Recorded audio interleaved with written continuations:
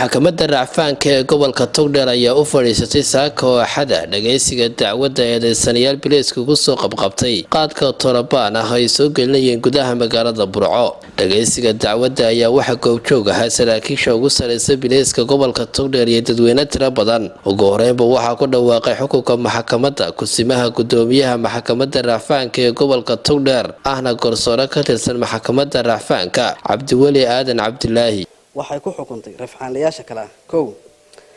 bare maxamed jaamac ina xalimo aydiid 42 jir axmed maxamed ina samsam maxamed 34 jir cabdikariin cabdilaahi nuux ina maryan xaaji xuseen 29 jir xanad maxamed xariir ina xayaad maxamuud 23 jir khadar cabdi maxamed ina gaasire jaamac 35 jir cali ibraahim jaamac ina Faadumo jaamac 37 jir maxamed Saleebaan jaamac ina wiile maxamed 34 jir midkiiba 2 sano oo xarag ciqaabeed ah iyo 3 milyan oo ganaax ah oo xariga waxa looga soo bilaabayaa 7 bishii shanaad 2020 waxay maxkamadda rafcaanka waxay ku wareejisay gaadiidka lagu qabtay qaadka la mamnuucay ee kala ah Langaruusel lambarkiisu yahay 2735 Langaruusel koob iyo 40798 waaye gaari fitisa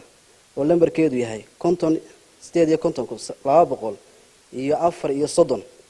waaye gaariga kale fitista ee lambarkeeduna yahay 656,300 iyo 320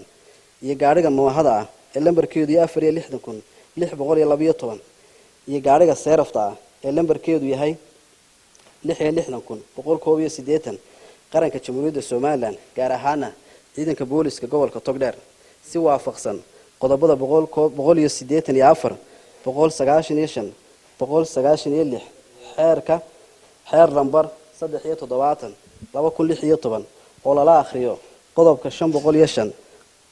xeerka ciqaabta guud oo la akhriyo 17 xukunkan wax sidoo kale maxkamadda rafcaanka gobolka Togdheer waxay ku xukuntay Farxaan Muuse Caynab ina Caasho Saleebaan 4 milyan oo ganaax ah iyo 6 bilood oo xarag ciqaabeed ah maadaama ay cadaatay inuu leeyahay xanuunada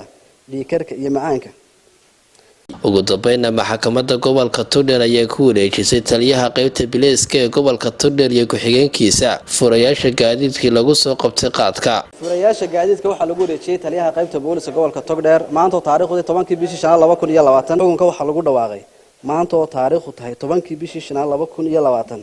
waxa ka furan rafcaan 30 casha cidii ku qanci weyda. ciidamada bileyska ee gobolka Togdheer ayaa maalmihii u dambeeyay la dagaalan xooggan ugu jiray qaadka Tolobaan ah ee la soo gelinayo magaalada Burco iyagoona ciidanku ay gacanta ku soo dhigeen eedeysanayaal iyo sidoo kale gaadiid tiro badan oo ay ku soo qabqabteen qaadka. Cabdilaahi Maxamuud Muuse Xudayfi, Ariel TV, magaalada Burco.